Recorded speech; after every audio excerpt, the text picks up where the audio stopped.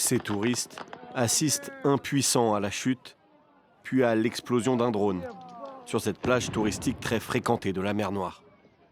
Les autorités russes accusent l'Ukraine de viser volontairement des civils. 3 enfants ont perdu la vie à la suite de l'agression ukrainienne et 2 autres se trouvent dans un état grave à l'hôpital, où ils reçoivent tous les soins médicaux nécessaires. Nous apporterons notre aide et fournirons toute l'assistance requise. Kiev n'a pour l'heure pas réagi, alors que plusieurs personnes ont également été tuées en Crimée, selon le chef des autorités locales nommé par Moscou. Ces dernières semaines, l'Ukraine a intensifié ses attaques à longue portée sur le territoire russe, visant principalement des raffineries de pétrole et des entrepôts de commerce. De part et d'autre, le nombre de victimes civiles augmente. Dans le centre de l'Ukraine, près de la ville de Kryvyi Rih, une station-service a été soufflée par une frappe russe. L'explosion a fait plusieurs morts et de nombreux blessés. J'ai entendu un bruit très fort. Le temps que je me tourne vers mon enfant, il y avait déjà une explosion. Nous étions terrifiés.